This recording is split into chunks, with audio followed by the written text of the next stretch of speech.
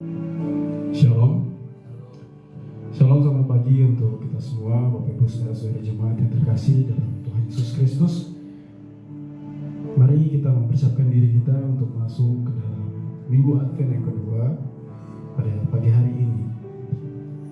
Sebelum kita mulai beribadah, saya mengajak kita semua untuk mengambil waktu teduh. Kita bersatu dulu sejenak.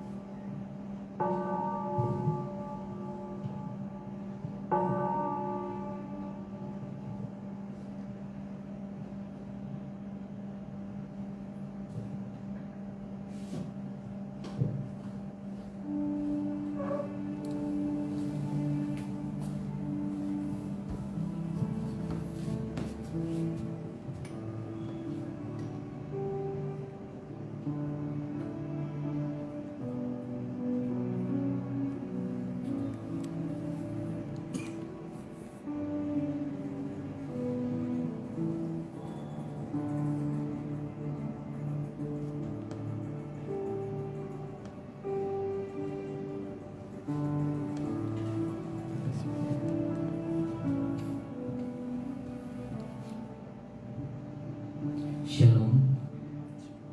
Nats Advent kita yang kedua terambil dari Yesaya 11 ayat 1 dan 2. Demikian firman Tuhan. Suatu tuntas akan keluar dari tunggul Isai, dan taruk yang akan tumbuh dari pangkalnya akan berbuah. Roh Tuhan akan ada padanya, roh hikmat dan pengertian, roh nasihat dan keperkasaan, roh pengenalan dan takut akan Tuhan. Dan selanjutnya diambil dari Injil Yohanes 1 ayat 1 dan 14. Demikian firman Tuhan. Pada mulanya adalah firman. Firman itu bersama-sama dengan Allah, dan firman itu adalah Allah. Firman itu telah menjadi manusia dan diam di antara kita, dan kita telah melihat kemuliaannya, yaitu kemuliaan yang diberikan kepadanya sebagai anak tunggal Bapa, penuh kasih karunia dan kebenaran.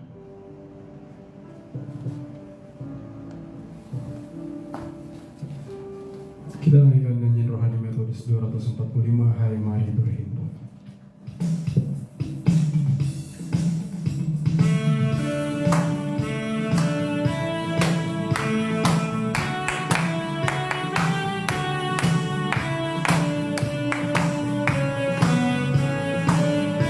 Jemaat di dalam hati berdiri, mari kita penuh sukacita karena Hai Mari Berhimpun dan bersuka. Hai mari berhimpun dan bersukaria, hai mari semua kebenaran. Lihat kemari Raja bala sorga, sembah dan puji Dia.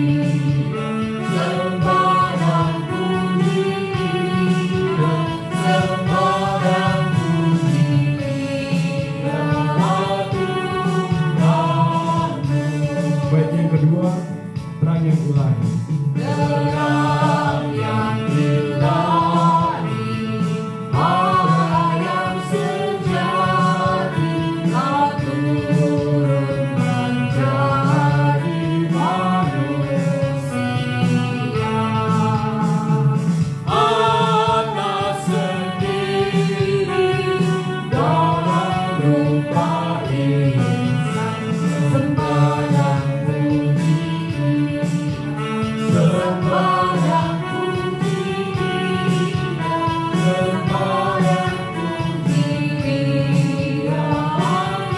musik memuji Tuhan.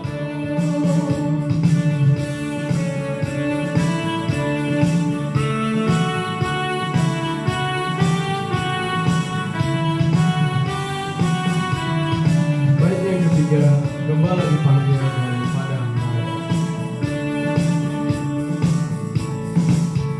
Gembala dipanggil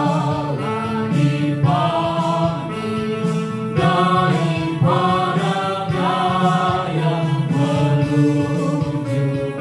menuju alun-alun raya renyah. Kita berburu bergegas ke sana sembarang puji sembarang puji Dia sembarang puji Dia sembarang puji sembarang puji Dia sembarang puji Dia Tuhanku. Amin.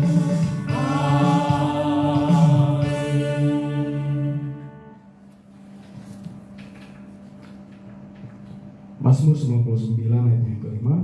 Tinggikanlah Tuhan Allah kita dan sujudlah menyembah kepada tumpuan kakinya. Kuduslah Dia.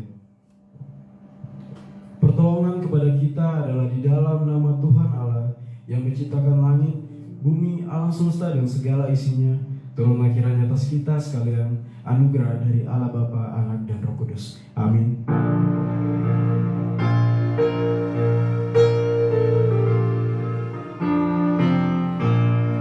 Dialah Raja semesta, benar dan mulia. Masyurkanlah hai dunia, besar anugerahnya, besar anugerahnya, besar besar anugerahnya. Amin. Jemaat dipersilakan duduk kembali. Kita masuk ke dalam pengakuan dosa. Mari kita membawa diri kita tunduk sejenak untuk mengaku dosa kita secara pribadi.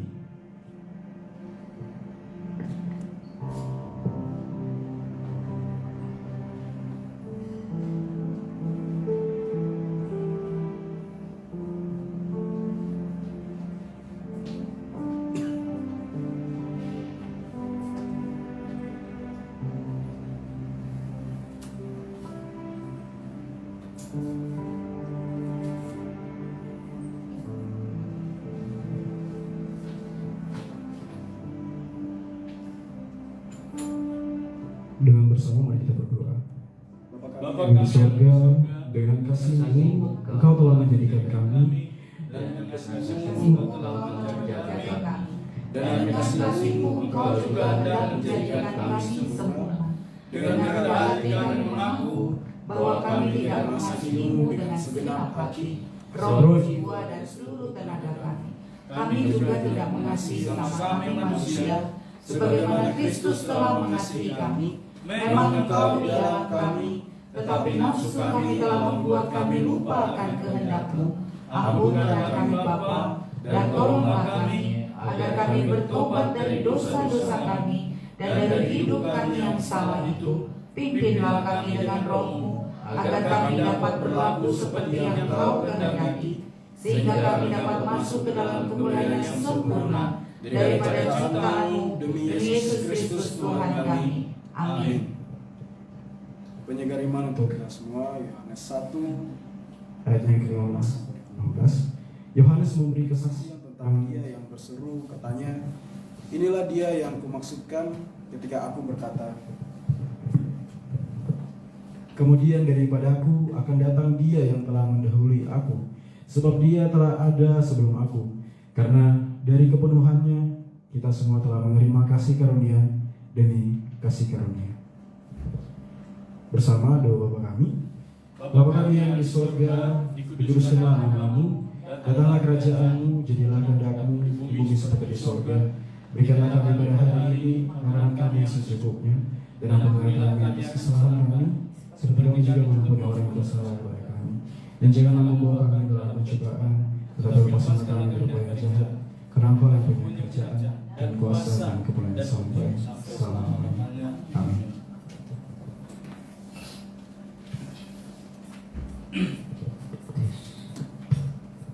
Mari kita naikkan pujian penyembahan kita kepada Bapa yang selalu mengasihi kita, memelihara kita sepanjang hidup kita. Dia yang setia, yang selalu menjadi sumber pertolongan untuk kita semua.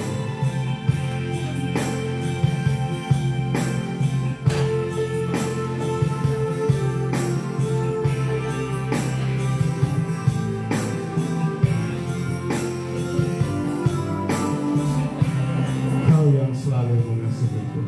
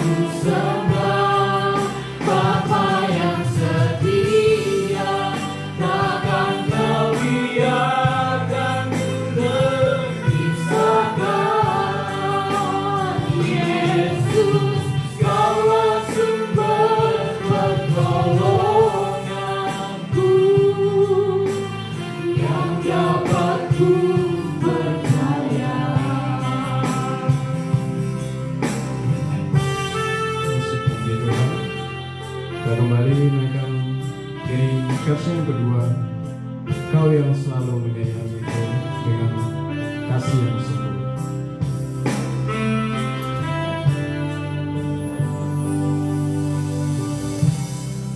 Kau yang selalu menyayangiku dengan kasih yang sungguh. Kehadiranmu membuatku mengerti arti kehidupanku. Kau Tuhan adalah Bapa yang setia, tiada sekalipun ku ditinggalkan. Penghiburan yang kurindukan, selalu Kau sediakan. Selamanya ku sembah Bapa yang setia, takkan Kau biarkan ku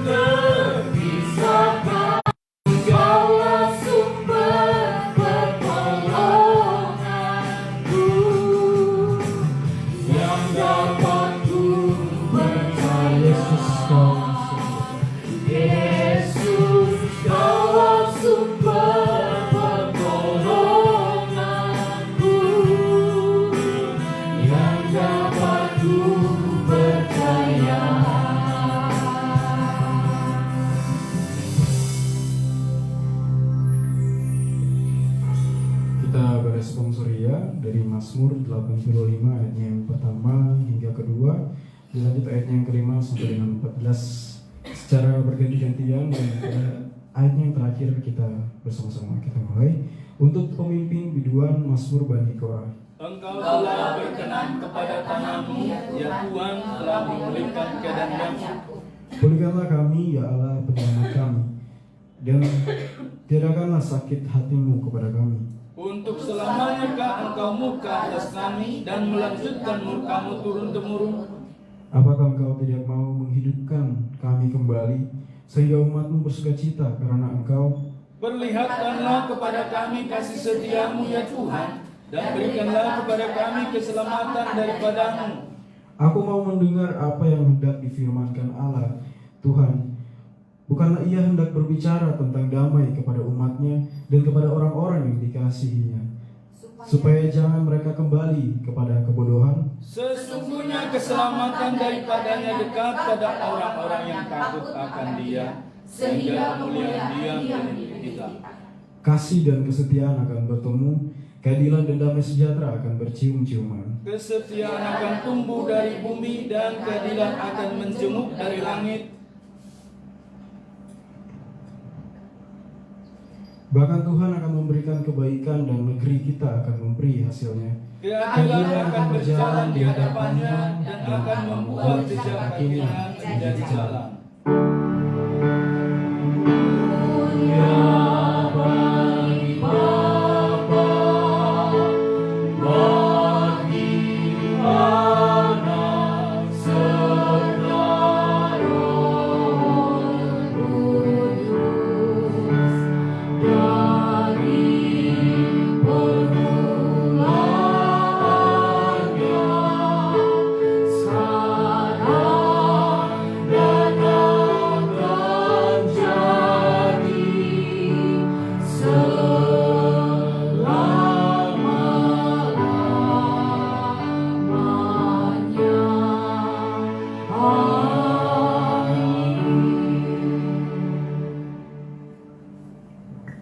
Bersama dengan umat percaya gereja di sepanjang abad dan tempat, kita mengaku pengakuan iman kita sesuai dengan pengakuan iman rasmi.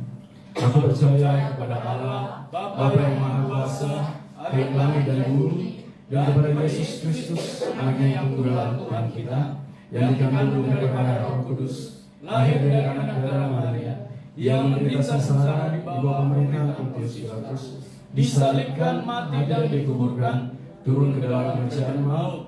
Pada hari yang ketiga bangkit pula dari antara orang mati, naik ke sorga, duduk di sebelah kanan Allah, Bapa yang Maha Kuasa, dan akan datang dari sana untuk menghakimi orang yang hidup dan yang mati. Aku percaya kepada Roh Kudus, gereja yang kudus dan am, persekutuan Roh Kudus, pengampunan dosa, kebangkitan daging, dan hidup yang kekal. Amin.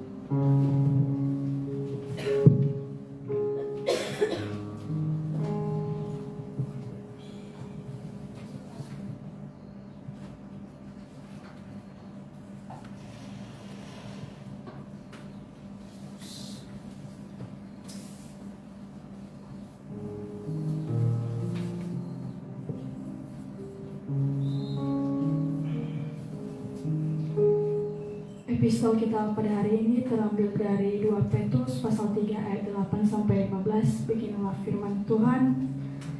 Akan tetapi saudara-saudaraku yang kekasih, yang satu ini tidak boleh kamu lupakan, yaitu bahwa di hadapan Tuhan suatu hari sama seperti 1000 tahun, dan 1000 tahun sama seperti satu hari. Tuhan tidak lalai menepati janjinya, sekalipun ada orang yang menganggapnya sebagai kelainan. Tetapi Ia sabar terhadap kamu karena Ia menghendaki supaya jangan ada yang binasa, melainkan supaya semua orang berbalik dan bertobat. Tetapi hari Tuhan akan tiba seperti pencuri. Pada hari itu langit akan lenyap dengan gemuruh yang dahsyat, dan unsur-unsur dunia akan hangus dalam nyala api, dan bumi dan segala yang ada di atasnya akan hilang lenyap. Jadi jika segala sesuatu itu akan hancur secara demikian, betapa suci dan salehnya kamu harus hidup, yaitu kamu yang menantikan dan mempercepat kedatangan hari Allah. Pada hari itu langit akan binasa dalam api, dan unsur-unsur dunia akan hancur karena nyalanya. Tetapi sesuai dengan janjinya, kita menantikan langit yang baru dan bumi yang baru di mana mendapat kebenaran. Sebab itu, saudara-saudaraku yang kekasih, sambil menantikan semua ini, kamu harus berusaha supaya kamu kedapatan tak bercacat dan tak bernoda di hadapannya dalam perdamaian dengan Dia. Anggaplah kesabaran Tuhan kita sebagai kesempatan bagimu untuk beroleh selamat, seperti juga Paulus, saudara kita yang kekasih, telah tertulis kepadamu menurut hikmat yang dikaruniakan kepadamu. Amin.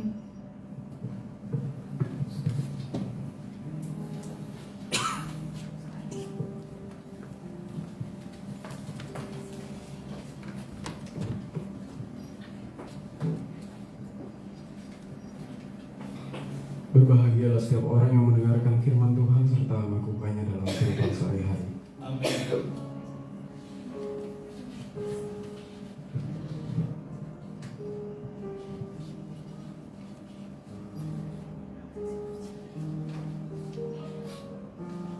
Kita akan masuk ke dalam sesian pujian. Jika ada dari Bapak Ibu Saudara dari jemaat yang mempersembahkan pujian, silakan.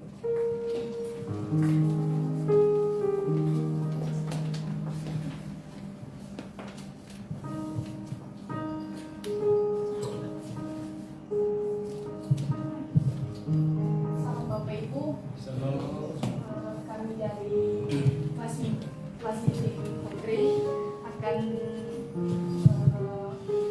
bersaksi melalui kesaksian pujian. Semoga melalui kelas meeting ini kita dapat bersama-sama dalam Tuhan.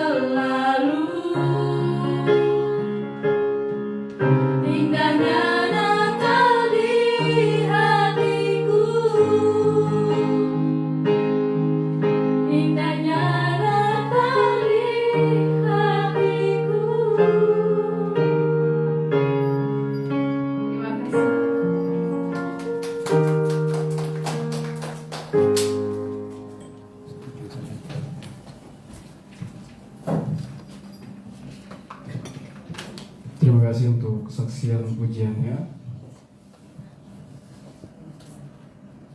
Baik, jika tidak ada lagi, kita masuk ke dalam warta jemaat.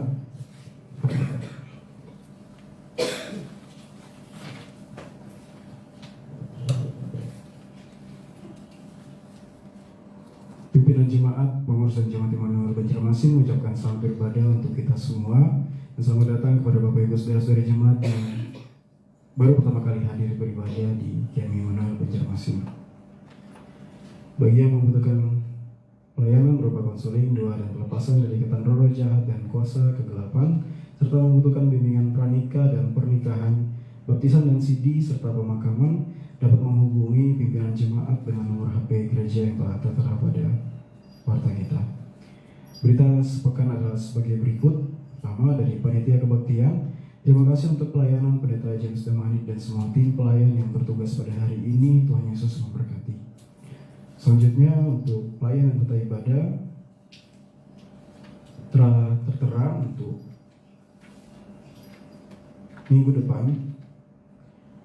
Untuk perayaan Natal Jemaat 17 Desember dengan pelayan firman Pendeta Erwin Daud, liturgis Mas Dayanti Gula, pemandu pujian Cici dan Milik, pemusik Yosen Ober Yohanes, doa syafaat Evangelis Novia Daud, persembahan Abriani Gultom, laborator streaming Belfrian Daci, operator LCD Natalia Telambanua, dan penyambut jemaat P3MI.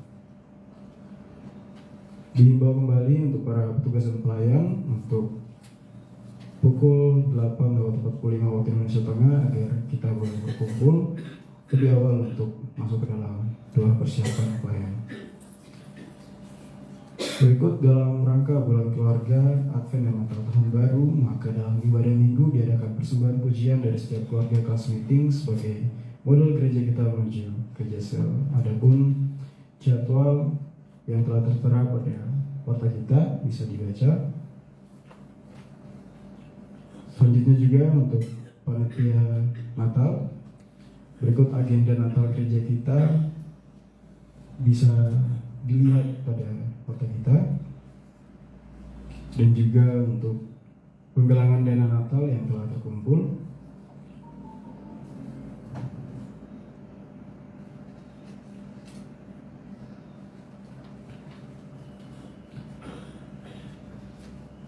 Selanjutnya ke Komisi Penataran dan Keuangan. Kantung persembahan diedarkan 2 kantung, kantung kuning untuk kas gereja dan kantung merah untuk kas panitia Natal.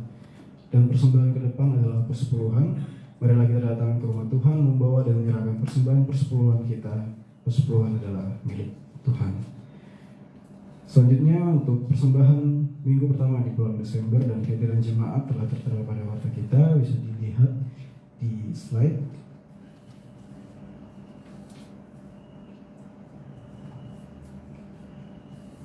Berikut berita dari pimpinan jemaat. Pendeta James Damanik akan melayani pemberitaan firman Tuhan di ibadah Natal pada hari Kamis 14 Desember 2023 pukul 16.00 waktu Indonesia Tengah di perayaan Natal Intan Politon, bertempat di Gedung Pemuda KNPI Kalsel.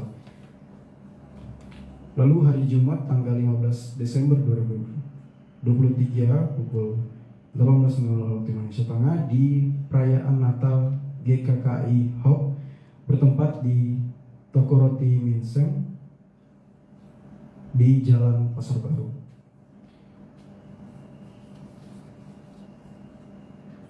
Berikut berita dari Panitia Pengadaan Lahan dan Pembangunan Gereja PPLPG telah tertera pada warta kita. Kita bisa melihat untuk progres yang telah berjalan.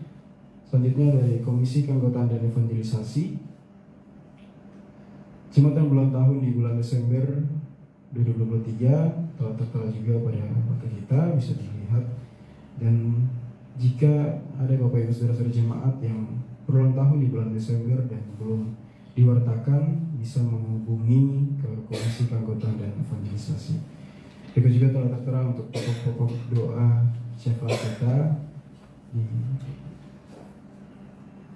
Berikutnya untuk Komisi Pendidikan Agama Kristen, untuk kelas katekisasi CD dan juga untuk gemar membaca Alkitab telah tertera bisa dibaca.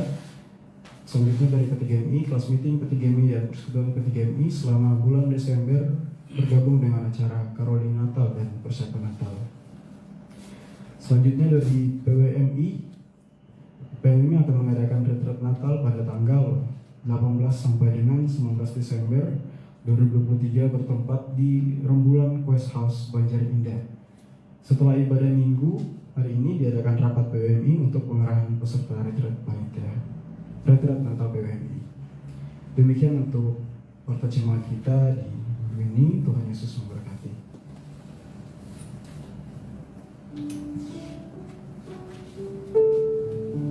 Kita akan masuk ke dalam doa syafaat yang akan dipimpin oleh Ibu Sari Oktarina. Mari kita mempersiapkan diri kita untuk berdoa. Sebelum itu kita naikkan Kidung Jemaat 408, di jalanku ku dikirim.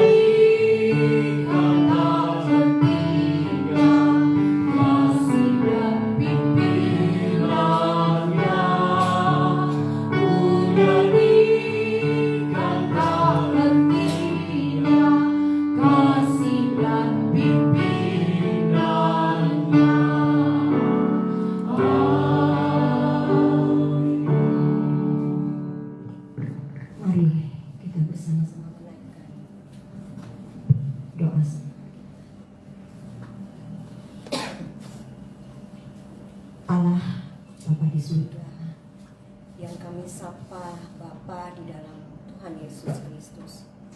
Kami sungguh bersyukur karena pada pagi minggu yang indah ini Kau memanggil kami dengan Roh Kudus-Mu, sehingga kami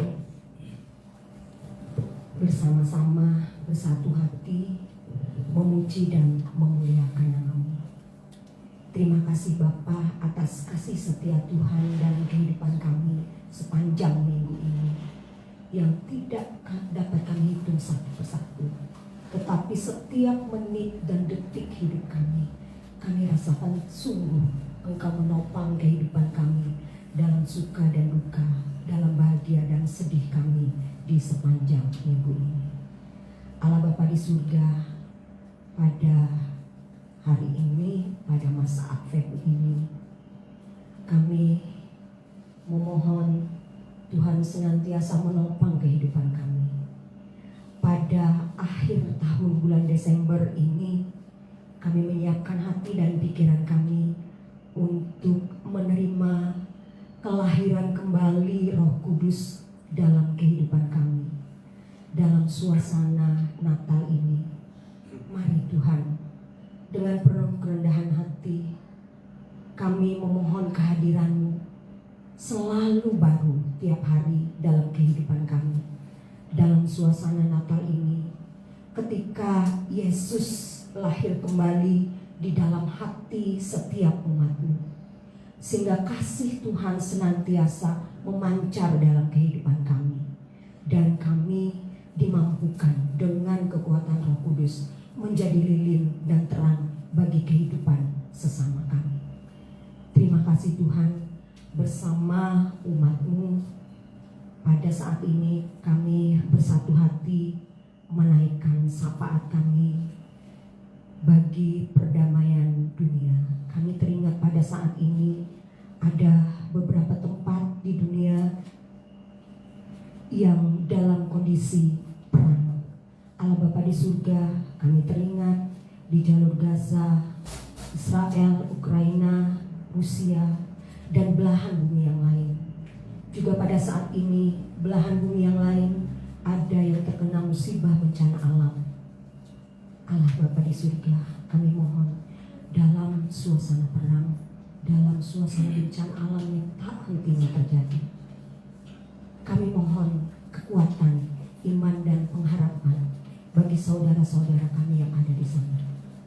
Tuhan tolong sehingga perdamaian sungguh ada di dalam hati mereka, sehingga sekeliling mereka menjadi penopang dan penguat perdamaian yang sesungguhnya.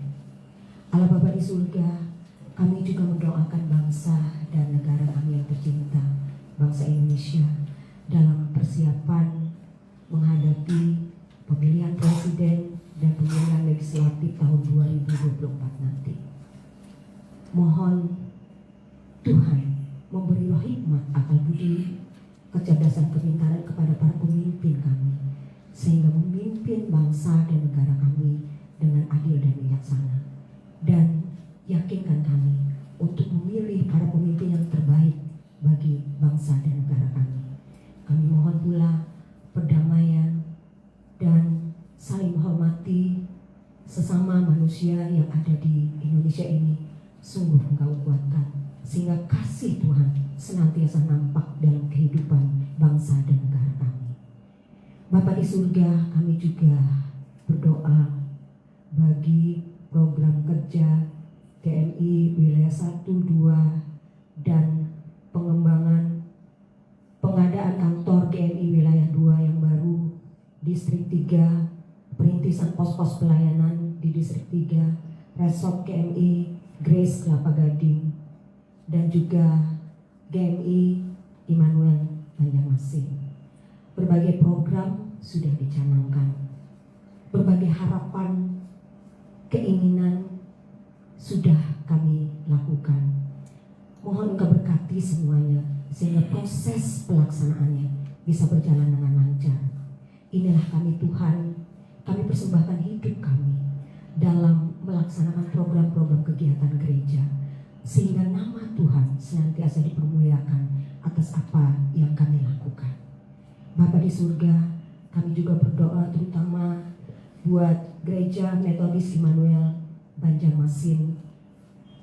Tuhan Yesus, kami juga menyiapkan berbagai program kerja di GMI Immanuel Banjarmasin.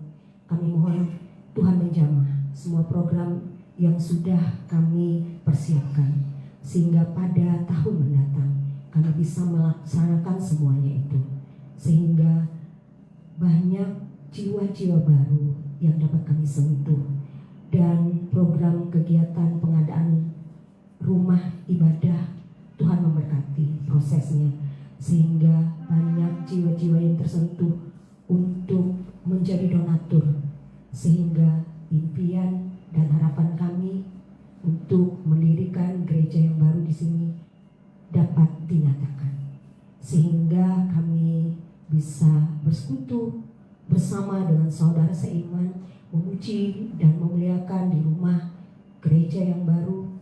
Tuhan tolong, Tuhan berkati hingga semuanya menjadi kenyataan. Tuhan Yesus memberkati segala proses dan orang-orang yang sungguh mengabdikan dirinya bagi proses penyiapan mendirikan gereja yang baru bagi kami, rumah gereja yang kami harapkan dan kami impikan, yang selalu kami doakan setiap saat. Mohon orang-orang yang bekerja di dalamnya, panitia yang bekerja di dalamnya, Tuhan memberkati segala usaha dan pekerjaan, segala apa yang mereka lakukan sehingga berjalan lancar dan apa yang kami harapkan dapat terlaksana. Allah Bapa di surga, kami juga teringat kepada anak-anak kami yang pada saat ini dalam masa studi, anak-anak kami yang sekolah di TK, SD, SMP, hingga anak-anak kami para pemuda harapan gereja yang tergabung dalam P3MI yang saat ini berkuliah. Kami tahu ya Bapak, mungkin ada di antara kami yang jauh dari rumah, yang merantau ke Banjarmasin dalam melanjutkan studinya. Mari Tuhan berkati, mari Tuhan sertai sehingga masa-masa studi kami menjadi masa-masa yang indah, masa-masa kami menikmati bangku sekolah dan perkuliahan, masa-masa perjuangan kami dalam kami berjuang untuk menata kehidupan kami di masa yang akan datang untuk menjadi lebih baik. Mari Tuhan tolong topang, tolong tuntun, tolong kuatkan kami. Berbagai hal kami hadapi, tugas-tugas sekolah, tugas-tugas perkuliahan, ujian, pergumulan hidup. Mari Tuhan tolong kami agar kami semua dikuatkan sehingga cita-cita dan harapan kami dapat tercapai di dalam nama Tuhan Yesus. Orang tua kami yang jauh di sana, di mana-mana tempat, kami serahkan kehidupan mereka ke dalam tangan Tuhan, dalam usaha dan kerja mereka, sehingga semuanya dapat berjalan dengan lancar. Dalam hari-hari mereka, Tuhan memberi kesehatan dan kekuatan. Walaupun jauh dari kami, tetapi kasih setia Tuhan senantiasa melingkupi orang tua kami terkasih di kampung halaman sana. Allah Bapa di surga yang maha kasih di dalam Tuhan Yesus Kristus, kami juga teringat kepada saudara-saudara kami yang saat ini sedang sakit. Ada orang tua dari Ibu Supitri, Ibu Neti, Ibu Sarah, Saudari Leni, Mama Milo, Boynos, Mama Yanti, dan saudara-saudara kami yang pada saat ini dalam pemulihan kesehatan, serta saudara-saudara kami yang saat ini berkumpul dengan kami yang dalam kondisi sakit. Pada saat ini kami bersatu hati untuk mendoakan Tuhan Yesus tolong pulihkan, Tuhan Yesus tolong berkati pengobatan yang sedang dijalankan. Mari Tuhan agar melalui tangan dokter, perawat, tenaga kesehatan, melalui obat-obat yang diminum, Tuhan memberkati sehingga saudara-saudara kami bisa dipulihkan. Dan juga beri hati yang gembira, karena kami yakin hati yang gembira adalah obat yang manjur. Terima kasih Tuhan Yesus. Kami yakin dan percaya segala sesuatu dalam kehidupan kami telah Engkau atur. Segala sesuatu dalam kehidupan kami telah Tuhan rencanakan yang terbaik bagi kami. Tuhan Yesus sertai berkati kami di masa-masa yang akan datang dalam tugas dan karya kami.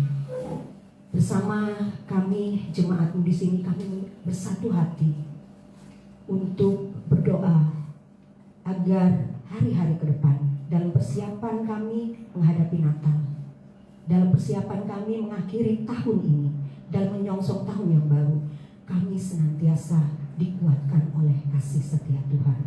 Terima kasih Tuhan, karena sebentar lagi kami akan mendengarkan firman melalui Bapak Pendeta. Engkau urapi kami masing-masing jemaat, sehingga firman Tuhan yang kami dengar dapat tetap tumbuh di dalam hati dan di pikiran kami.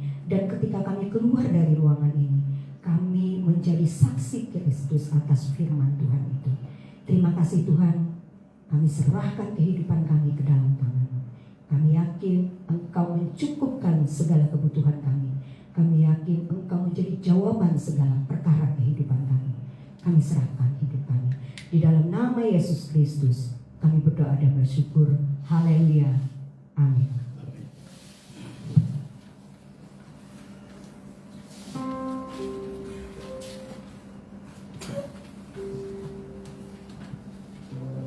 Dalam masa Advent ini, mari kita dengan sukacita bersama dengan malaikat di surga memuji Tuhan.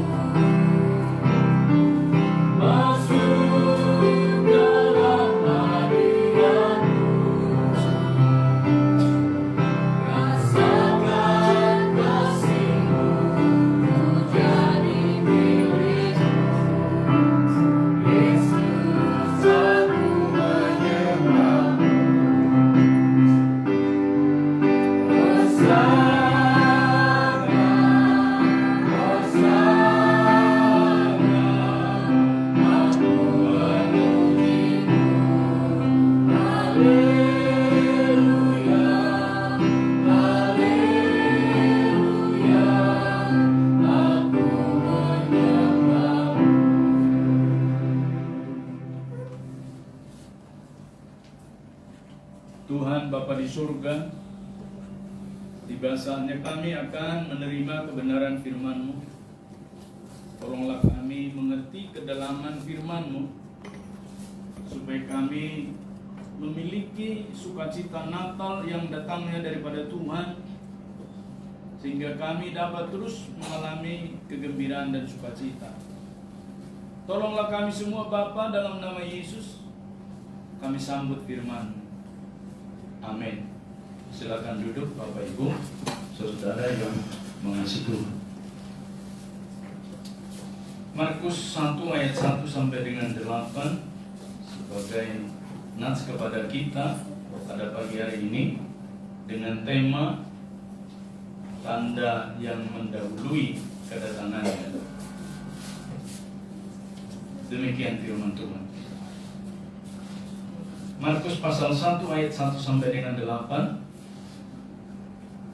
Inilah permulaan Injil tentang Yesus Kristus, Anak Allah. seperti ada tertulis dalam kitab Nabi Yesaya, lihatlah aku menyuruh utusanku mendahului engkau, ia akan mempersiapkan jalan bagimu. Ada suara orang yang berseru-seru di padang gurun itu, persiapkanlah jalan untuk Tuhan, luruskanlah jalan baginya. Demikianlah Yohanes Pembaptis tampil di padang gurun dan menyerukan, bertobatlah dan berilah dirimu dibaptis dan Allah akan mengampuni dosamu. Lalu datanglah kepadanya orang-orang dari seluruh daerah Yudea dan semua penduduk Yerusalem, dan sambil mengaku dosanya mereka dibaptis di sungai Yordan.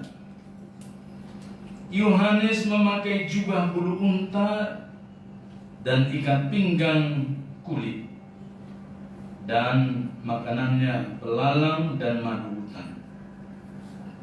Inilah yang diberitakannya, sesudah aku akan datang ia yang lebih berkuasa daripadaku, membungkuk dan membuka tali kasutnya pun aku tidak layak. Aku membaptis kamu dengan air, tetapi ia akan membaptis kamu dengan Roh Kudus. Inilah permulaan Injil tentang Yesus Kristus. Sedemikian jauh pembacaan firman Tuhan ini, Bapak Ibu, saudaraku yang mengasihi Tuhan. Tentu yang berbahagia adalah setiap kita yang membaca, tetapi juga merenungkan firman Tuhan ini dalam hidup kita hari lepas hari. Haleluya. Memasuki minggu Advent yang kedua, Bapak Ibu, saudaraku yang mengasihi Tuhan, kita mengingat apa yang pernah disampaikan oleh Raja Salomo yang dicatat di dalam kitab Pengkhotbah pasal 3 ayat pertama. Disebut di sana, untuk segala sesuatu ada masanya. Untuk apapun di bawah kolong langit ada waktunya. Kita tahu Bapak Ibu, jarak waktu firman Tuhan ini dituliskan, Markus pasal 1 ini, dengan jarak Raja Salomo menuliskan firman Tuhan itu ratusan tahun. Dan Bapak Ibu saudaraku, hampir 1 milenium atau 1000 tahun. Mengingatkan kita bahwa firman Tuhan ini, Bapak Ibu, berkaitan dan tidak ada di dalamnya manipulasi atau ketidakbenaran. Sebab kata masa yang disebutkan dalam kitab Pengkhotbah itu artinya adalah waktu atau periode. Sehingga disebutkan untuk masa, untuk setiap masa ada tandanya. Bahkan disebutkan lagi di sana, Bapak Ibu, ada tanda-tanda yang mendahuluinya. Sehingga dapat kita tarik satu kesimpulan dari kitab Pengkhotbah itu.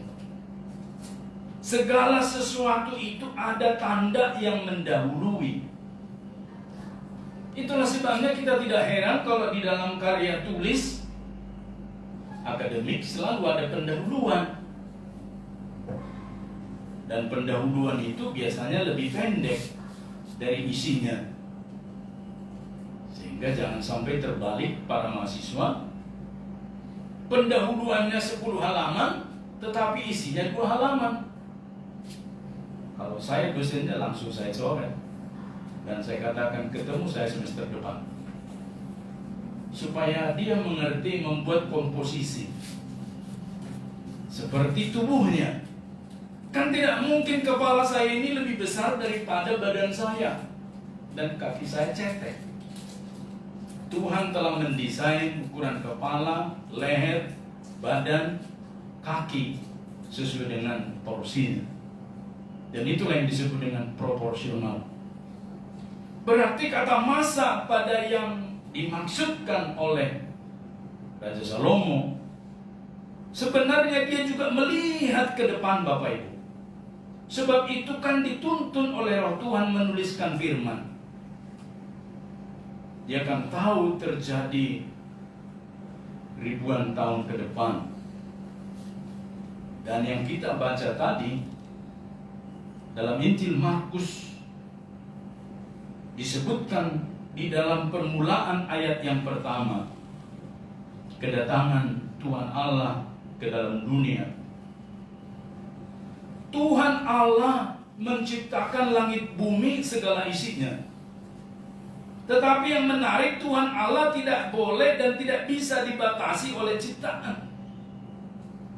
Itulah Tuhan Allah. Jadi kalau sampai ada orang memikirkan Tuhan Allah itu terbatas, berarti dia bukan Tuhan Allah. Tuhan Allah itu adalah Tuhan yang berdaulat atas waktu, masa, tempat, ruang, dan apapun.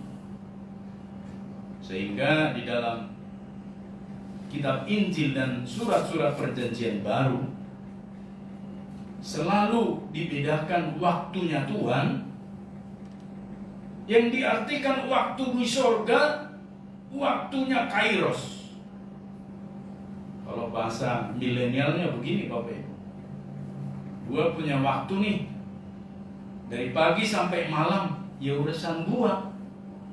Bisa kembali ke masa lalu juga urusan gua. Bisa aja. Itulah Tuhan. Sebab bagi Tuhan tidak ada limit.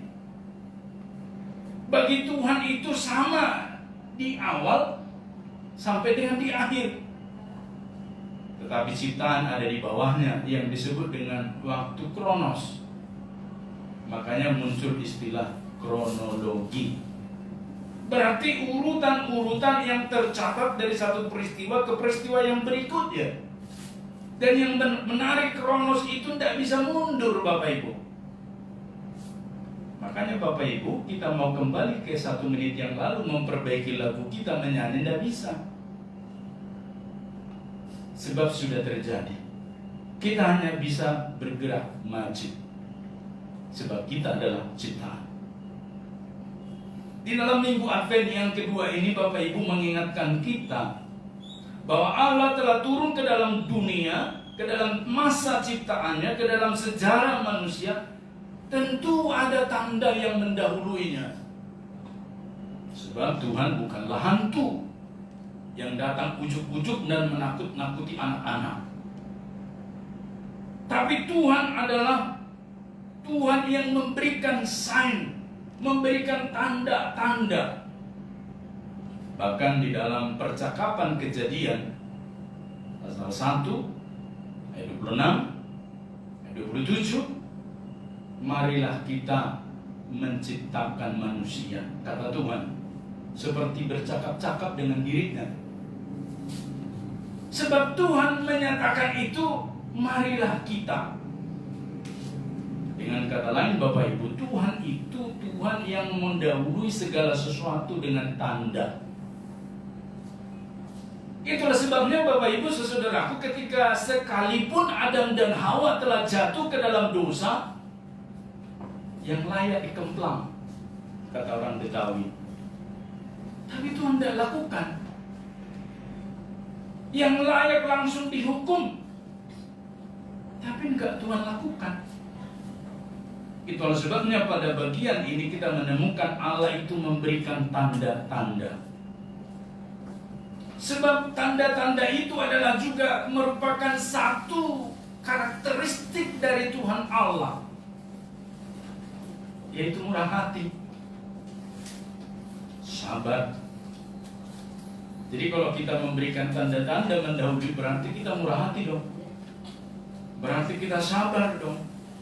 Berarti kita ada sedikit yang disebut dengan belas kasih dan pengampunan.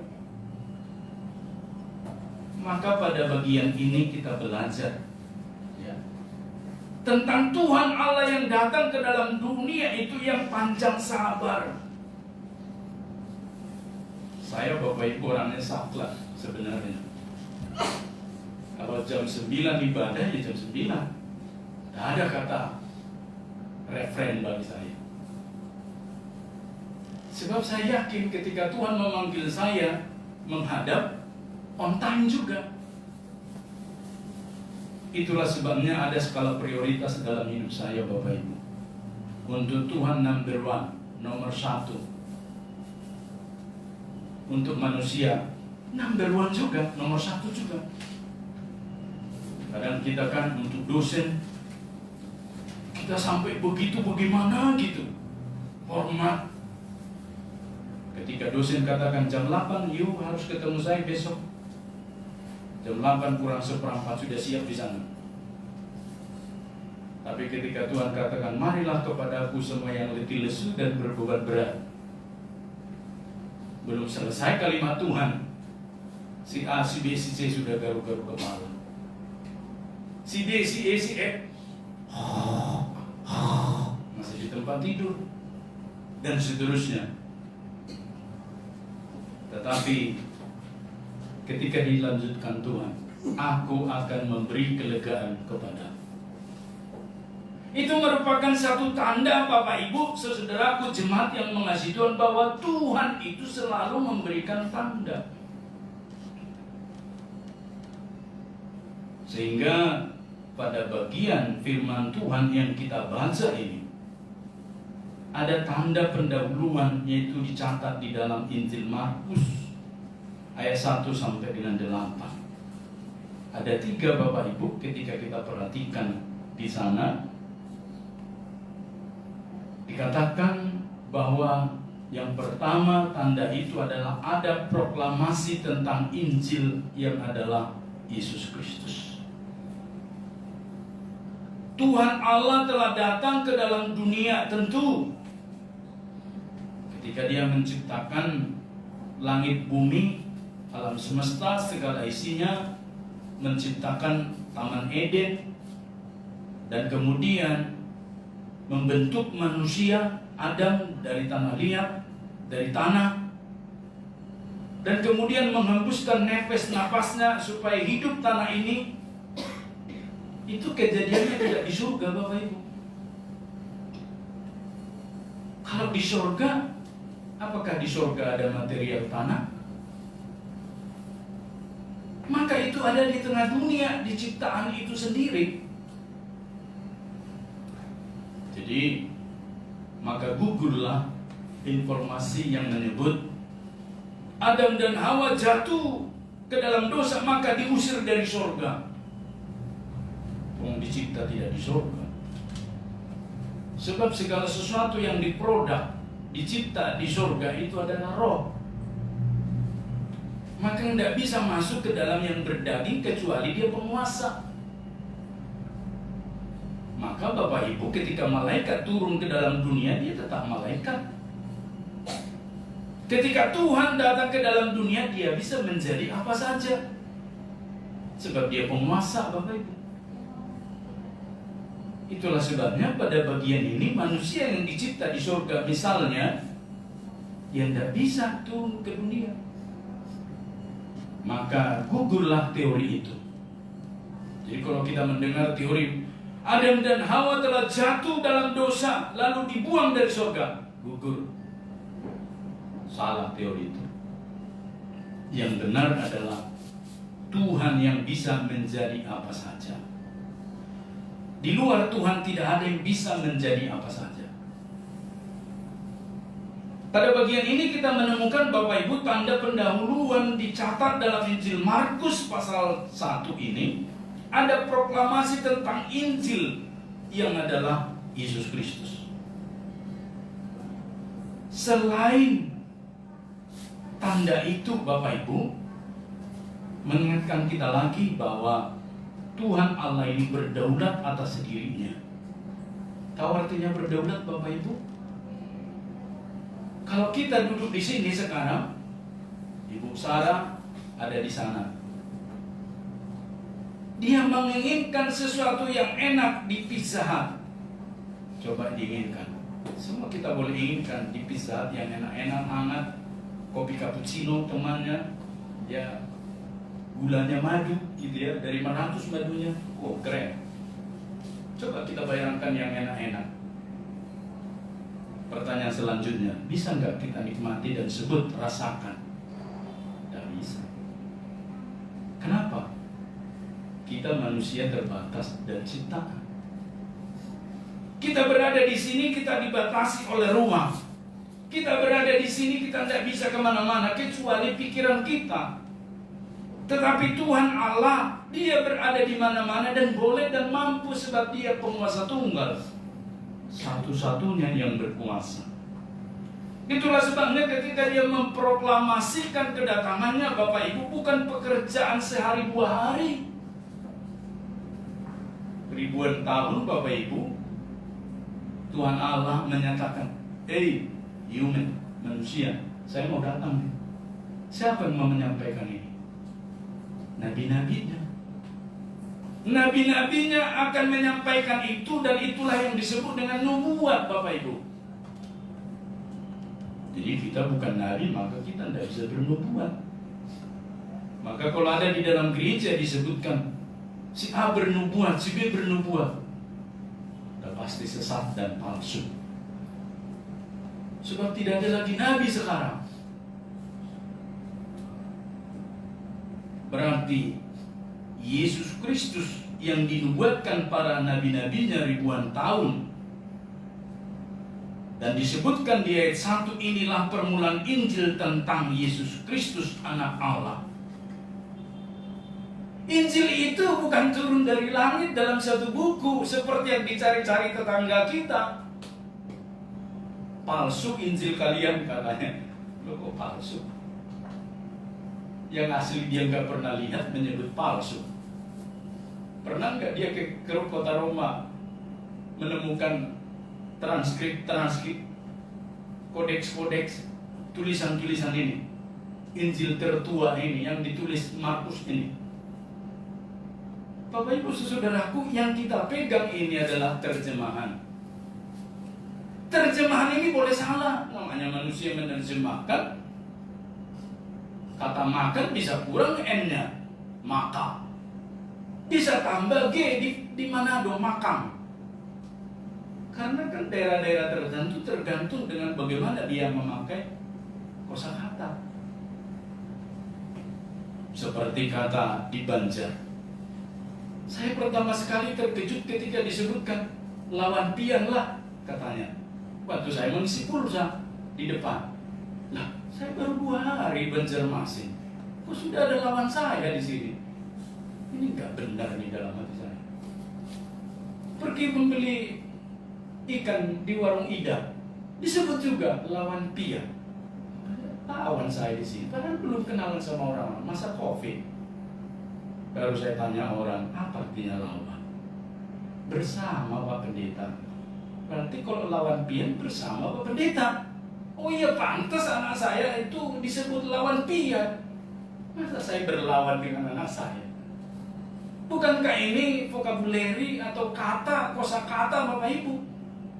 Kalau kita paksakan berbahasa kita, lawan di Pulau Jawa, timbullah masalah baru. Akan menjadi demonstrasi dan cekcok mulut setiap hari karena berlawan. Yang dihindari oleh secara umum manusia berlawan. Manusia selalu berupaya berkawan.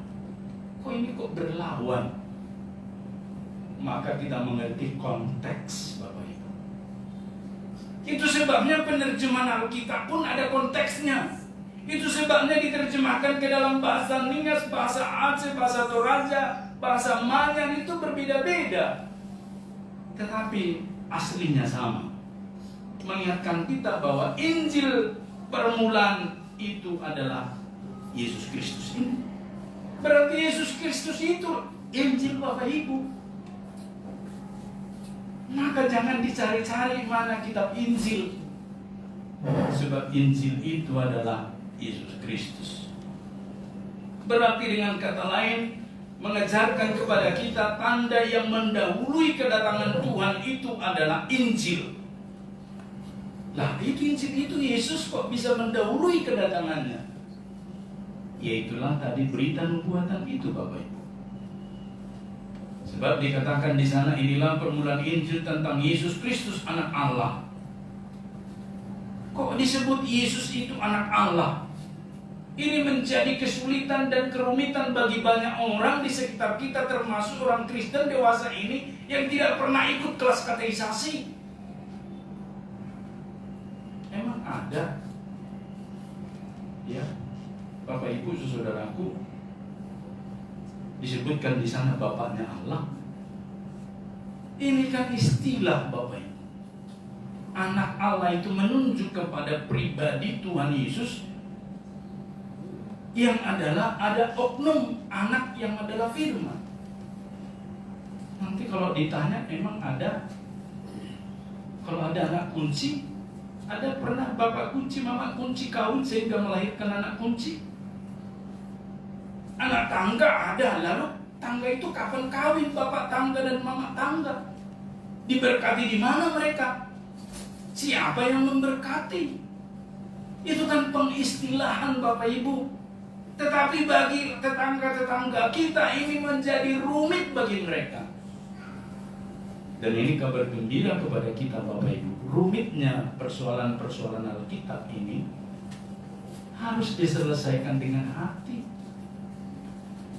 Rumitnya dan kesulitan tentang firman Tuhan kita pahami, pakailah hati. Maka kita menemukan jawabannya, Bapak Ibu. Ayat pertama ini adalah proklamasi tentang Yesus Kristus yang adalah Mesias, Juru Selamat. Mesias dalam bahasa Israel, Yahudi disebutkan Mesaya, artinya penyelamat. Berarti tanda yang mendahului datangnya Tuhan itu adalah penyelamat, yaitu Tuhan itu sendiri. Dan yang kedua, Bapak Ibu, dikatakan juga di ayat yang kedua dan ketiga ada nubuatan. Ayat kedua dan ketiga itu kalau di dalam terjemahan LAI Bapak Ibu dicetak miring, dikutip di sana. Itu dari dua sumber yang berbeda. Ayat kedua itu dikutip dari kitab Maleakhi. Jarak Markus dengan Maleakhi itu 400-an tahun. Jaraknya tidak bisa diprediksi tepat, tapi boleh disebut 400-an tahun. Itulah sebabnya itu kitab yang terakhir di dalam penyusunan kitab-kitab di Perjanjian Lama. Sebab sesudah itu masa senyap, rentang 250 sampai 400 tahun itu Tuhan tidak menyatakan apapun. Masa senyap. Dengan kata lain, kau mau buat apa, buatlah. Kau mau sesuka hatimu, silakanlah. Mau apapun silakan. Masa di mana Tuhan tidak menyatakan apa-apa setelah Maleakhi.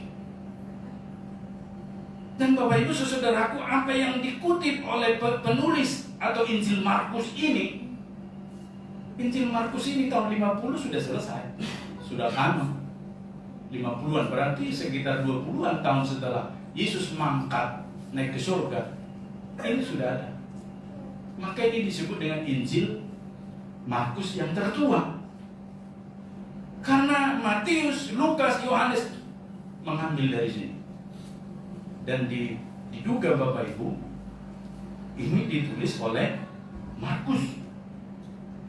Dan Bapak Ibu saudaraku yang mengasihi Tuhan, jarak 400 tahun tetapi kok bisa pas? Bukankah biasanya teks itu lewat dari 100 tahun sudah berubah-berubah? Kalau bukan datangnya dari Tuhan, saya bisa buktikan.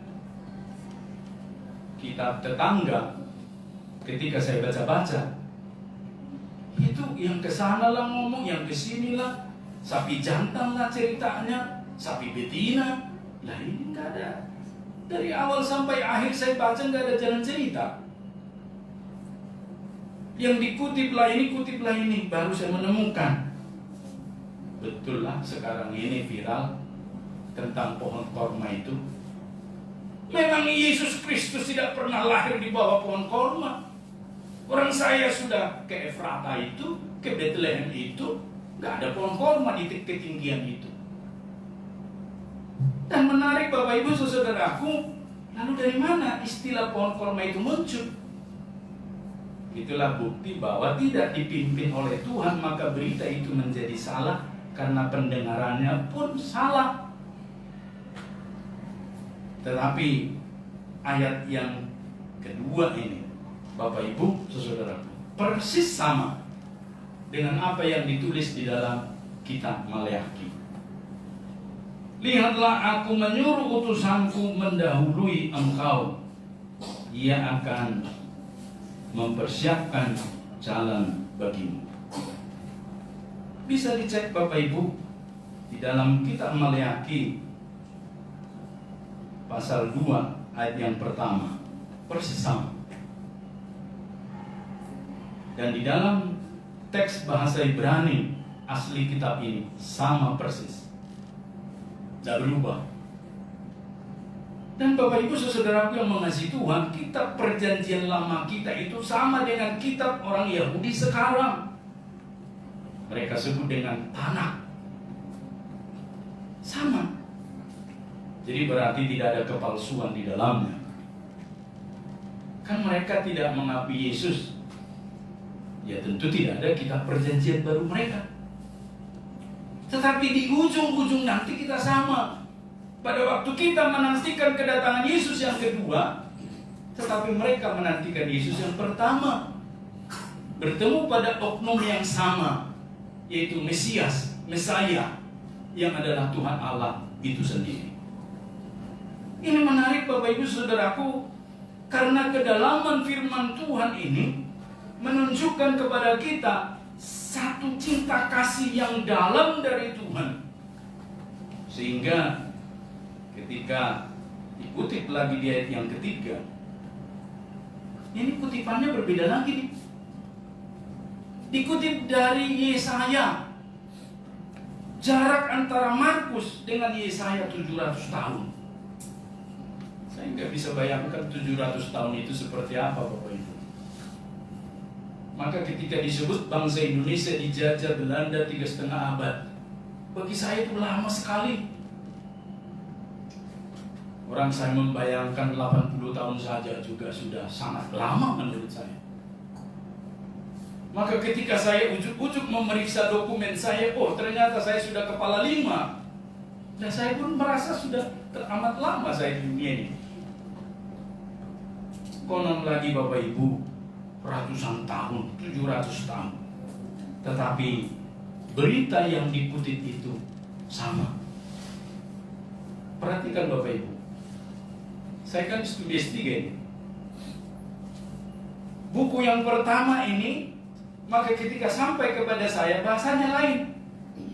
Ketika saya bahasakan lagi buku yang sama berbeda. Padahal masih di tahun yang sama. Tetapi ini dalam sekali tidak berbeda. Maka ketika disebutkan di sini Bapak Ibu ayat yang ketiga ini, ada suara yang berseru-seru di padang gurun. Persiapkanlah jalan untuk Tuhan, luruskanlah jalan baginya. Sama Bapak Ibu di kitab Yesaya pasal 40 ayat yang ketiga. Berarti dapat kita simpulkan pada bagian yang kedua ini tentang nubuatan. Apa yang telah dinubuatkan nabi-nabi Tuhan mau kedatangan Tuhan itu digenapi dan tepat pada masanya, pada waktunya. Pemberitaan nabi-nabi Tuhan itulah yang disebut dengan nubuatan secara khusus tentang kedatangan Tuhan yang dijelaskan di ayat 2 dan 3. Nubuatan, nubuat atau wahyu yang datang kepada nabi untuk disampaikan kepada manusia. Nubuatan itu bukan untuk Tuhan, tapi untuk manusia. Maka gugurlah teori yang menyatakan nubuat ini untuk Tuhan, yang disebut bla bla bla bla. Lah, kok nubuat untuk Tuhan? Kan isinya dari Tuhan. Lah, untuk kok dikembali kepada Tuhan? Kok jeruk makan jeruk? Berarti apa yang digembar-gemborkan tetangga kita itu keliru sama sekali. Maka tentunya kepada kita umat percaya yang tahu Tuhan Yesus tentu lebih bersyukur daripada mereka, karena kita menemukan kebenaran itu. Bukan saja menemukan, tetapi kita hidup di dalam kebenaran itu sendiri. Ada 2 kutipan yang disebutkan penulis di sini, mengingatkan kita Bapak Ibu tentang refleksi 3 hal. Kenapa ingin memulai Injilnya Yesus Kristus? Pertama, Maleaki menuliskan firman Tuhan kepada umat pilihan Allah yang sudah menyimpang. Jadi konteks pada zaman Maleaki itu firman Tuhan sudah menyimpang. Maka Bapak Ibu Saudara, ketika diingatkan mau kedatangan Tuhan yang kedua kali, yang pertama itu kondisi bangsa Israel juga menyimpang, terutama kepada para imam yang menyimpang dari jalan Tuhan. Sehingga imam-imam pada masa itu memperlakukan, atau dengan kata lain, menjadi kurban yang sembarangan, yang asal-asalan. Padahal menurut kitab Imamat, kurban itu harus tidak bercacat. Tetapi pada masa Maleaki itu, yang penting melakukan kurban. Kalau konteks sekarang, yang penting menjadi agama Kristen. Soal isinya semrawut semriwil, ya nantilah. Dan Bapak Ibu, pada bagian ini adalah disebutkan kurban itu harus tidak bercacat. Dalam Ulangan 15 ayat 21 disebutkan tidak bercacat, tapi itu menjadi persembahan mereka. Yang kedua Bapak Ibu, dikatakan di dalam masa Maleaki atau 400 tahun sebelum kitab kedatangan Tuhan atau Injil Markus ini, pria-pria Yudea Israel tidak memperlakukan istri mereka dengan baik. Tetapi mereka masih tidak mengerti kenapa Allah tidak berkenan atas kurban yang mereka persembahkan. Bangsa Israel juga tidak memberikan persepuluhan sebagaimana seharusnya. Dalam Imamat 27 ayat 30 dan 32, kan serahkanlah persepuluhan itu ke rumah Tuhan. Jangan dimakan Bapak Ibu, itu milik Tuhan. Dan harus dari kecil-kecil seorang anak harus dilatih, diajar tentang persepuluhan. Karena kalau sudah besar, sudah gede, dewasa, dan mampu lagi mencerna pengajaran dengan benar, maka timbullah nanti perdebatan. Apakah perjanjian lama persepuluhan itu masih kita harus gunakan, Pak Pendeta? Apakah ini dan itu, Pak Pendeta? Bagi saya, semua firman Tuhan dari Kejadian sampai Wahyu, apa-apa yang Tuhan kita ingin lakukan, ya lakukanlah. Tapi bedanya kita di dalam Yesus, kita praktekkan dengan hati mengasihi Tuhan. Bukan seperti orang-orang di perjanjian lama, yang penting sudah checklist. Sudah datang ke bait Allah, checklist. Sudah mempersembahkan kurban, checklist. Sudah tadi bersalam-salaman, checklist. Selesai, dadah, pulang. Yaitu namanya normatif, memenuhi unsur-unsur standar saja. Tetapi bagi kita tidak sekedar itu. Di dalam Yesus kita harus seperti Yesus mencintai rumah dan ibadahnya. Di dalam Yesus kita harus mencintai segala pelayanan ini dan bertemu dengan orang. Bahkan mempersembahkan yang terbaik untuk Tuhan. Bahkan di dalam firman Tuhan dikatakan di dalam kitab Roma, persembahkanlah tubuhmu juga. Jadi jangan berpikir Bapak Ibu, tubuh saya kan saya ngatur. Mau saya ke diskotik, ke duge, pulang jam 2, pulang jam 3. Mau saya minum alkohol sampai pagi, sampai mabuk. Yang penting kan persembahan saya datang ke gereja. Keliru Bapak Ibu, tidak begitu. Semua yang ada pada kita ini juga milik Tuhan, dari ujung rambut sampai ujung kaki. Bagaimana alis kita ini juga memuliakan Tuhan. Jadi jangan juga pakai alis yang itu Bapak Ibu, panjang sekali. Bukan tidak boleh, tapi kalau kepanjangan kan orang jadi tersambung melihatnya. Dan seterusnya. Dan pada bagian ini kita diajarkan satu rekaman yang sangat dalam, bahwa ternyata tanda yang mendahului kedatangan Tuhan adalah memproses segala yang tidak berkenan kepada Tuhan supaya menjadi lebih baik. Dan yang ketiga, terlepas dari segala dosa dan pembangkangan yang terjadi pada masa itu, Nabi Maleaki mengulang pesan mengenai kasih Allah kepada umatnya. Jadi mengemuka kembali kutipan ayat yang kedua ini tentang kasih. Maka di dalam Advent yang kedua ini kan disebut lilin kasih, cinta kasih. Lilin pertama pengharapan, lilin kedua kan cinta kasih. Lilin yang ketiga nanti sukacita, dan lilin yang keempat nanti kegembiraan Natal Bapak Ibu. Makanya Advent itu ada 4 pengharapan-pengharapan itu Bapak Ibu. Mengingatkan kita hari ini bahwa kritikan terhadap masa Maleaki adalah juga masa di mana kita hari ini berada dengan melihat 2 hal. Yang pertama, bahwa Yesus itu telah datang kali pertama. Itulah yang dicatat dalam Injil Markus ini. Tetapi Yesus telah mempraktekkan segala karyanya kurang lebih 3,5 tahun. Dan kemudian dia mati, disalibkan, dan dikuburkan, bangkit ke surga. Dan Bapak Ibu, dia berjanji akan datang kedua kali. Maka ketika dia akan datang kedua kali, itulah yang disebut pada bagian ini milik kita, warga gereja. Itulah sebabnya kita mengerti satu kata di sana dalam terjemahan LAI, utusan. Disebutkan di sana Bapak Ibu.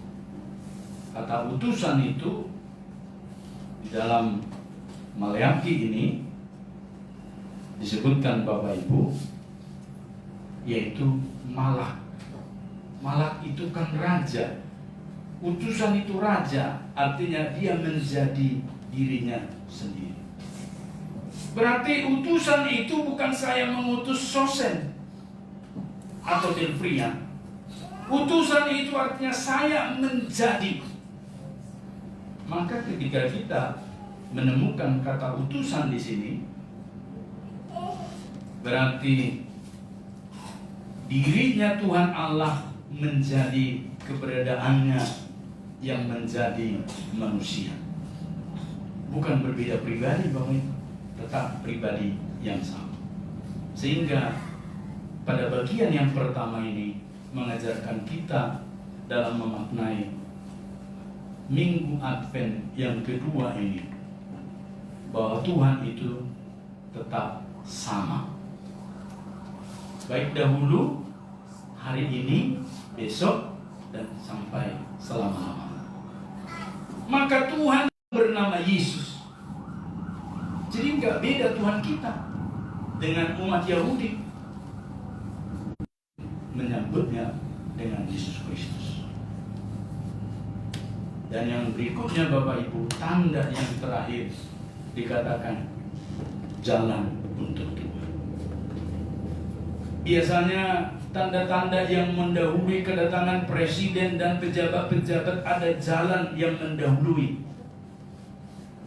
Biasanya kalau presiden mau meresmikan apa, jalan. Berarti ketika manusia datang ke tengah dunia dengan cinta kasih yang dia miliki, dia telah membentangkan jalan itu di dalam diri yang kelihatan, yaitu Yohanes Pembaptis. Berarti ketika tadi kita memperhatikan Tuhan menyatakan, memberikan tanda, berarti dia proklamasikan Injilnya. Yang kedua, nabi-nabinya bernubuat tentang dirinya. Dan yang ketiga, dikatakan dibentangkan jalan untuk kedatangannya.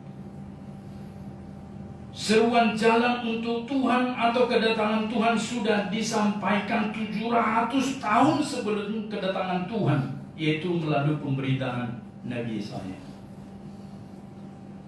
Jalan untuk Tuhan itu adalah umat yang menyambut kedatangannya, bukanlah jalan tol ataupun jalan hot mix aspal mulus, tapi umatlah jalannya. Jadi berarti kedatangan Tuhan itu tidak dilewati dengan material buatan manusia, tetapi melalui umat yang menjadi jalan kedatangannya. Dan Bapak Ibu, hingga masuk ke masa Tuhan tidak menyatakan kehendaknya, jalan itu dinyatakan kemudian kepada Yohanes Pembaptis. Apa kelebihan Yohanes Pembaptis ini, Bapak Ibu, menjadi aplikasi kepada kita pada minggu Advent yang kedua ini? Kita sangat menemukan di sana, Bapak Ibu, ayat yang keempat sampai dengan seterusnya. Khususnya ayat keempat disebutkan, demikianlah Yohanes Pembaptis tampil di padang gurun dan menyambut, bertobatlah. Itu di kitab Maleaki, 3 hal itu. Berarti cara kita menyambut kedatangan Yesus yang kedua kali juga yang kita rayakan dalam minggu-minggu Advent ini juga 3 hal itu, Bapak Ibu. Kedatangan Tuhan selalu dimulai dari umat yang bertobat, umat yang merindukan lawatan Tuhan. Sebab dilawat dan dilewati itu 2 hal yang berbeda. Kalau saya dilawat Tuhan, saya mengalami suatu restorasi, perubahan. Karakter saya berubah, pola hidup saya berubah, dan semua berubah. Tetapi kalau dilewati, Bapak itu melengos aja, tidak terjadi apa-apa.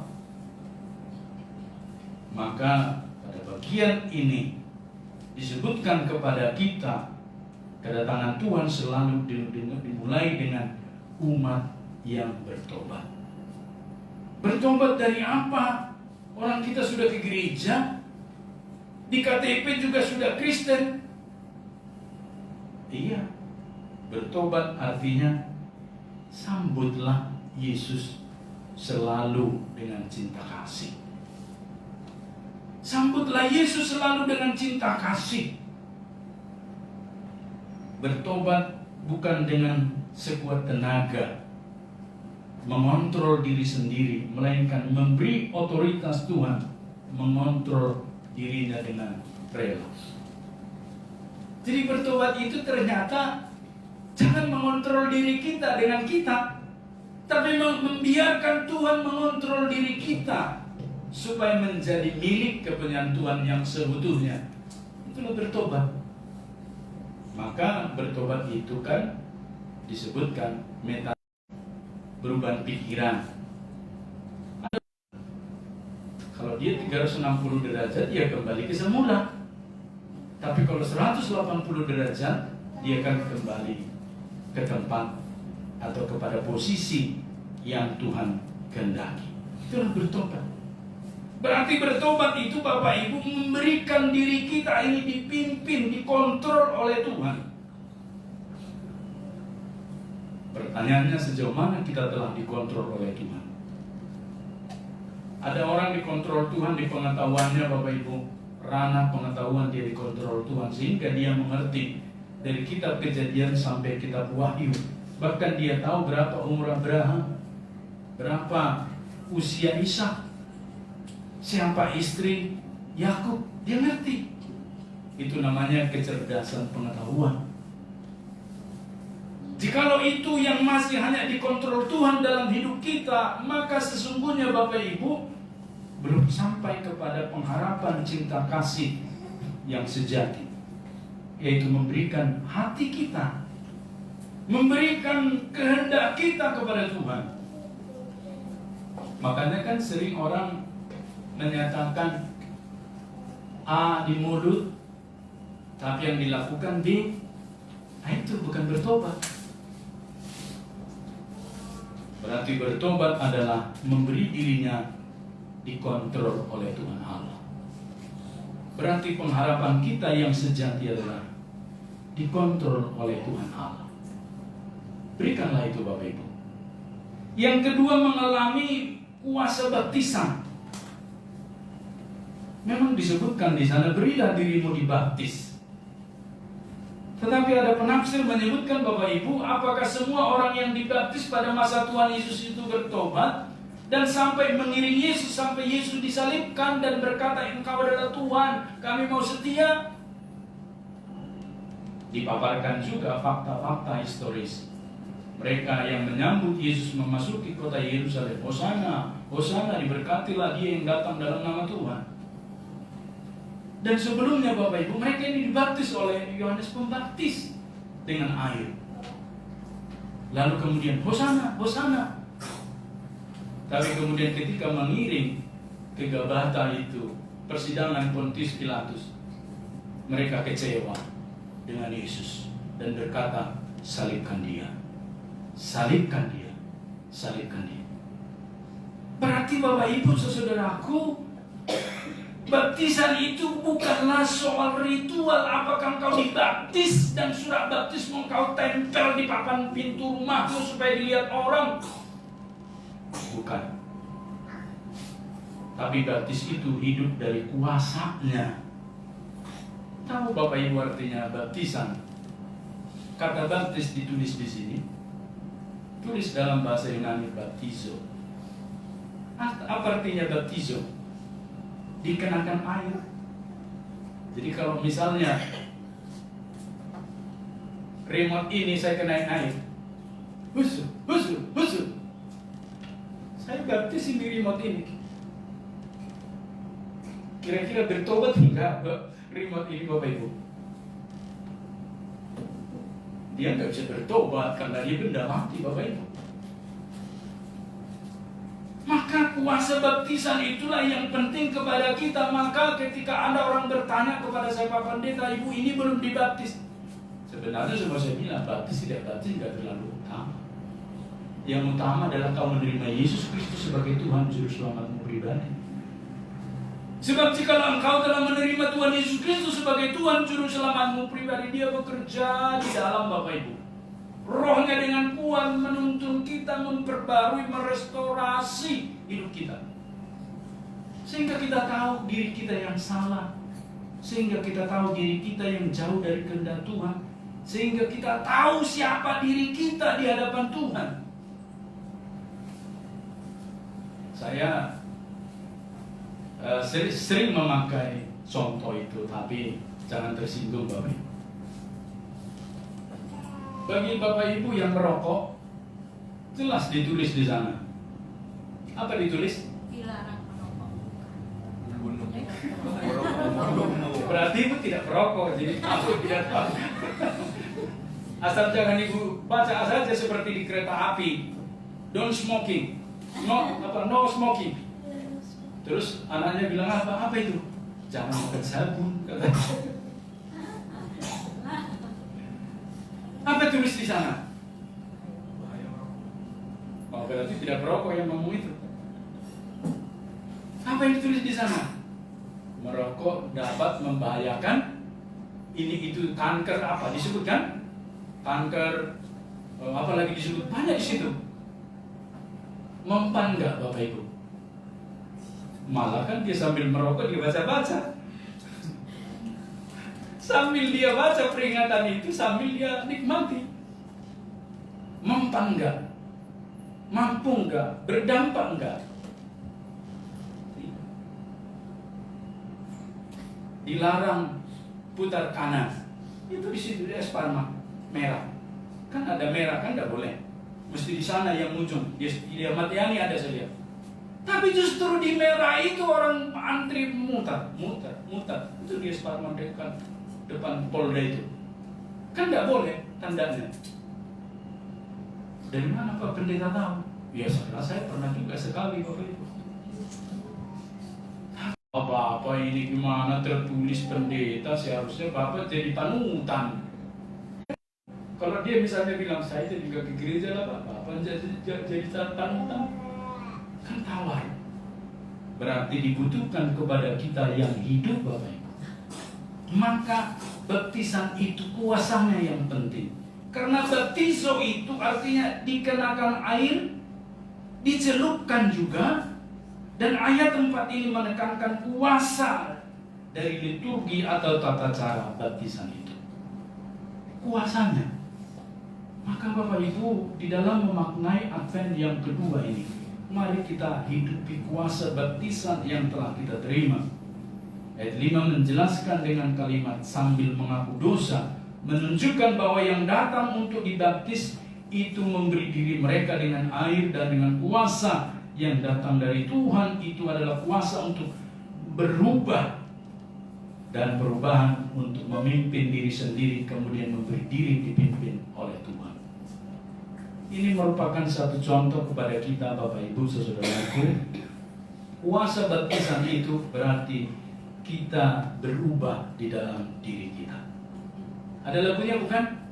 Aku berubah, sungguh ku berubah. Berubah belum Bapak Ibu? Ya, kita berubah minggu depannya Bapak Ibu. Apapun yang terjadi kita harus datang on time. Amin. Saya ajarkan juga kepada pelayan. Pak, belum ada orang. Ada liturgis? Ada. Ada musik? Ada. Sudah jalan. Kami tadi mulai ibadah 4 orang. Tidak kesalahan. Kan Tuhan melihat hati Bapak Ibu. Mengajarkan kita hargailah waktu yang diberikan Tuhan. Amin Bapak Ibu. Ya, hargai waktu itu. Jadi kalau ada orang sampai tidak bisa bangun pagi-pagi, terus terlambat ke gereja. Nah, pertanyaan saya, kalau kau ke kantor berani gak kau terlambat? Kalau kau ke kampus berani gak kau terlambat? Nah, kenapa kau ke gereja berani? Satu paradigma yang perlu diubah dalam diri kita Bapak. Mau dibawa kemana bangsa ini kalau karakteristik tidak kita bangun dari sekarang? Maka di mana-mana pun saya berada, pasti orang menyebut saya ini orang yang disiplin. Betul. Kalau disebut jam 5, setengah 5 saya sudah standby Bapak.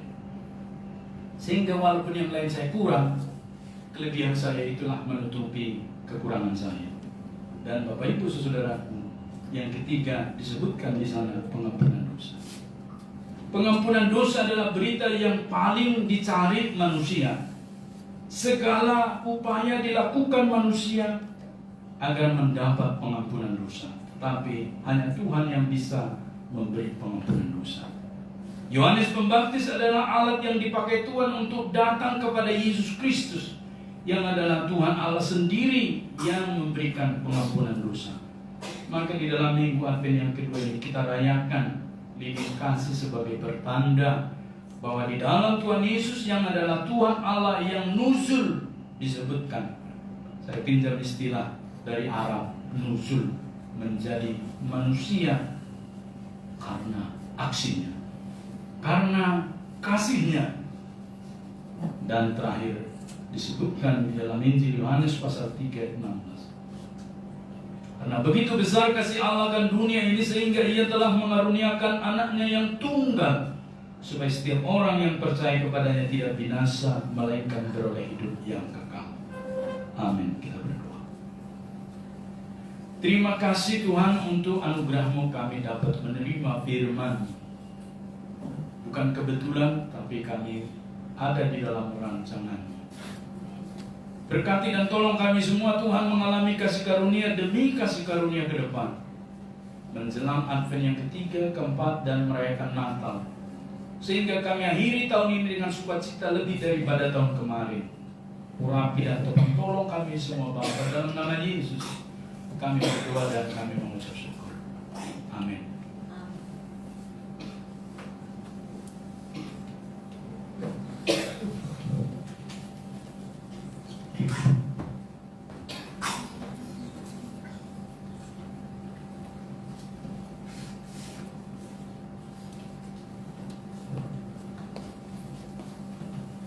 Sebab dialah Allah kita dan kita umat gembalaannya dan kawanan domba atau tangannya. Pada hari ini sekiranya kamu mendengar suaranya, janganlah keraskan hatimu seperti di Meriba, seperti pada hari di masa di pada jemaat 20 HSCRK yang di Gunung.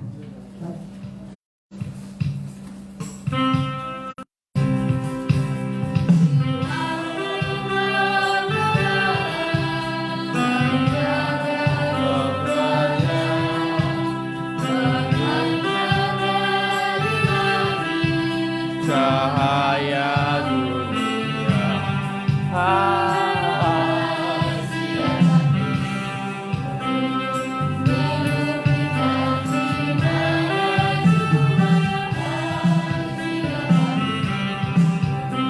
lainnya masih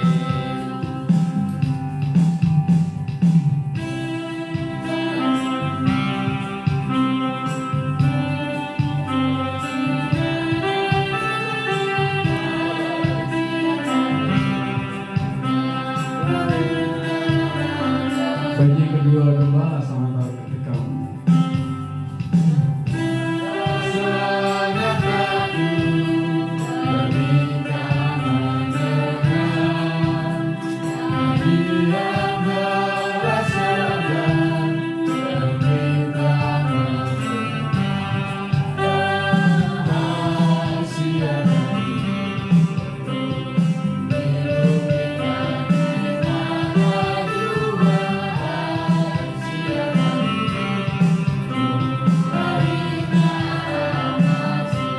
musik memuji Tuhan.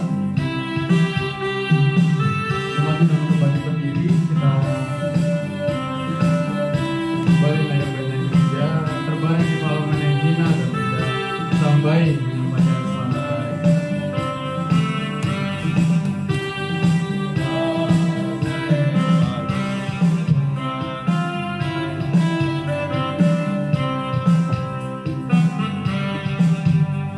berbaring di palungan yang indah dan tenang, sembari menyampaikan selamat dunia.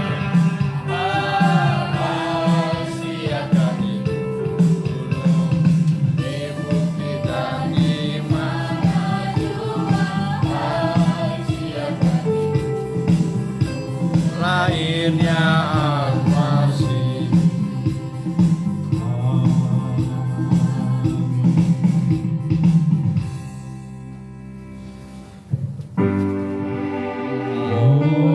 menghormati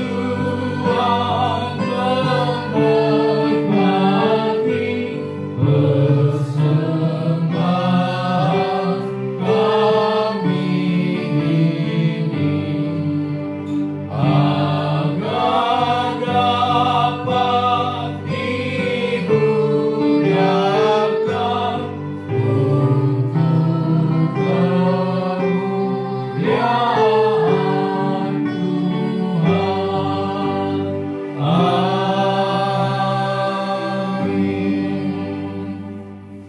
Kami menyerahkan persembahan yang kami kumpulkan pada ibadah ini, baik persembahan persepuluhan sesuai dengan perintah-Mu kami serahkan, dan kami mengucap syukur buat setiap tangan yang menyerahkan persepuluhan mereka. Kamu berkati dan menggaransi, memeteraikan yang sisa di mereka menjadi berkat, berkelimpahan dan tidak kurang suatu apapun juga, sehingga pundi-pundi mereka adalah pundi-pundi yang tidak bocor, tetapi terus menjadi membuang dan menjadi berkat yang tidak habis-habisnya. Demikian juga dengan persembahan untuk kas gereja dan panitia Natal. Kami percaya begitu banyak kebutuhan yang kami akan pakai, tapi kami percaya Tuhan mencukupkan lebih daripada yang kami pikirkan, karena Engkau adalah kepala gereja dan kami adalah penata layanan. Dan semua yang ada pada kami datangnya daripada-Mu, dan kami mau terus belajar untuk setia dan taat kepada Engkau, seperti cinta kasih yang telah Engkau berikan kepada kami lakukan itu sesuai dengan kehendak-Mu. Terima kasih Bapa, berkati setiap tangan yang mempersembahkan ucapan syukur janji iman mereka. Kami serahkan menjadi hormat dan kemuliaan bagi Tuhan. Kami mengucap syukur atas persembahan kesempatan ini. Kami naikkan dan kami serahkan menjadi dupa yang harum di hadapan-Mu. Dalam nama Yesus kami menyerahkan persembahan kami ini. Amin.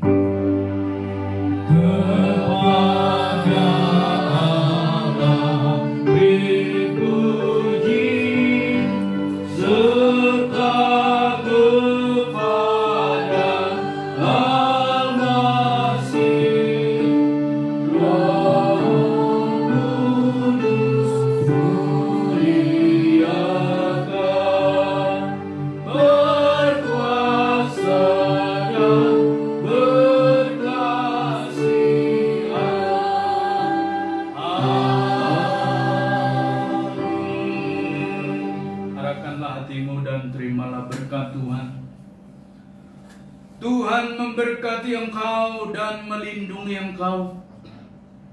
Tuhan menyinari engkau dengan wajah-Nya dan memberi engkau kasih karunia. Tuhan menghadapkan wajah-Nya kepadamu dan memberi engkau damai sejahtera. Dari sekarang, besok, bahkan sampai selama-lamanya, sampai Yesus datang kedua kalinya. Amin.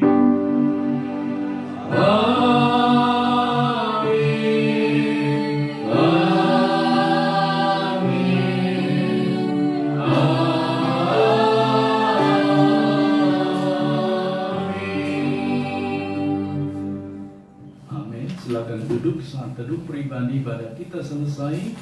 Tuhan memberkati.